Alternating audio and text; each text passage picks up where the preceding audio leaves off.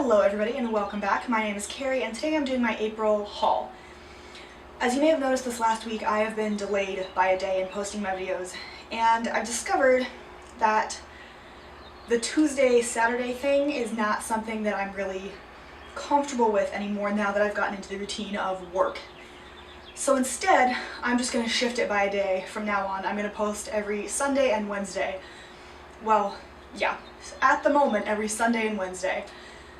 Life is busy, so hopefully I will still be able to do 2 videos every week.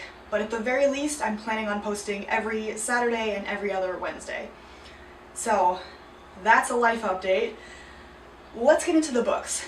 I only paid full price for 2 of these, and those were the 2 that I pre-ordered.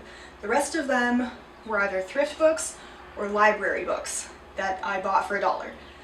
Let's get into them. The last book I got, and the book I've already finished, is Aru Shah and the Song of Death by Roshni Chakshi. This is the second in her Hindu mythology, Percy Jackson-esque book that follows Aru and her friends as they go through the world of Hindu mythology and the gods to save the world. Another book that I had pre-ordered, which came in the beginning of April, is The Descendant of the Kreen by Joan Hay. This I have not yet read, although it's been sitting by my bed for about a month now. It is a fantasy about a princess who suddenly becomes queen and believes that her father is murdered, so shenanigans ensue. She's got to figure out who kills him without getting killed herself. I got Theodore Rex by Edmund Morris. This is about Theodore Roosevelt. I know virtually nothing about him. This is about his presidency, explicitly and exclusively his presidency. I'm fascinated. The Spanish Game by Charles Cumming. This is a British ex-spy, British ex-spy who is now living in Madrid and finds himself embroiled in the death of a Spanish politician. I got Shabanu, Daughter of the Wind. I was buying 2 other books, which I'll get to in half a sec, but I needed a 3rd one to get my free shipping, and this one's been on my wish list for a while because I read this, I think, in middle school, and I loved this series. It takes place somewhere in the Middle East, because there's Afghans in Saudi Arabia. But I just remember loving it, and I haven't read it in a while, so I thought I'd get it. The other 2 are 2 that I was supposed to read in April and then just didn't, which is Watch the Lady by Elizabeth Fremantle. It follows the Earl of Essex's sister as she decides between her queen and her brother. I'm really hoping she chooses the queen because her brother loses his head. That's just my thing. But I had this from the library and then didn't read it. Had it for 3 months, never read it.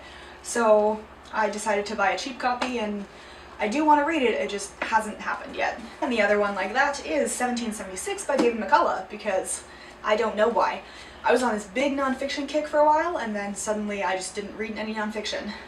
I will get to this, but like I said, I wanted to be able to have it on my shelves so that I can read it at my leisure, as opposed to feeling obligated to read it because it's due back in 3 weeks.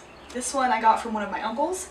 It is Tom Clancy's Hidden Agendas, or Net Force. I'm not actually sure what the title is. It's Net Force. It is Net Force. This is computers are the new superpowers. If you control them, you control the world. So a list of every US spy in the Euro-Asian theater has been posted. People are dead. The commander has to justify the existence of the Net Force. Apparently it's not one of Tom Clancy's usual works, but I've never read anything by Tom Clancy, and my uncle thought I might enjoy it. I'm always down for free books, too.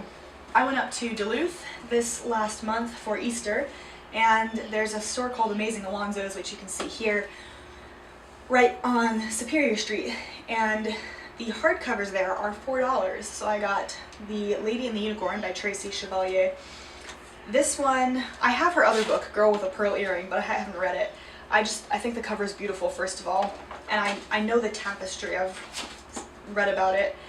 So this is a novel, and that's about all I got. The other one I got over there was a novel about Istanbul. I think this is a novel. I'm fairly certain it's a novel. Nope, it's definitely nonfiction. Okay. I'm not sure if this is nonfiction or fiction, but it's set in a place I've never been, want to go, have heard about, heard it's beautiful, and has a rich and amazing history, so why would I not get it? Secret of the White Rose by Stephanie Pintoff. This one sounded interesting, I believe. Yep, it is a murder mystery set in 1906 New York. Not my typical setting or time, but I'm kind of trying to branch out a little bit, and for $1, it's a good deal. Kristen, Lavransdatter by Sigrid Undset. This is set in 14th century Norway. Like I said, trying to branch out. My heritage is Norwegian and Swedish, so I should maybe learn more about that so that I know more about that than English history. I heard about this from one of the Australian booktubers. I'll see her face but can't remember her name. But I'm very excited to read this. It's 3 books in one. We Rule the Night by Claire Eliza Bartlett. This is a YA fantasy.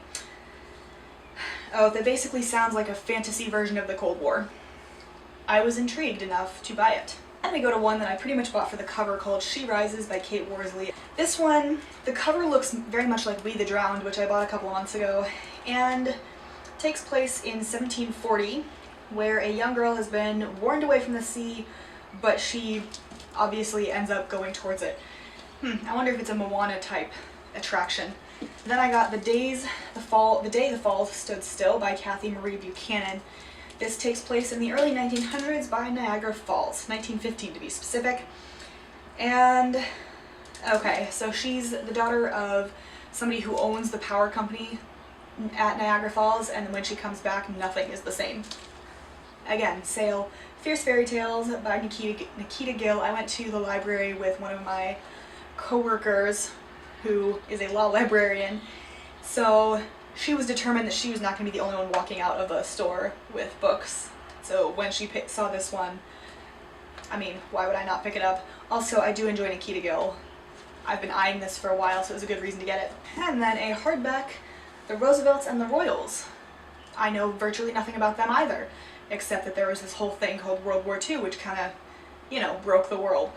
So I decided that I would get this for the fun of it.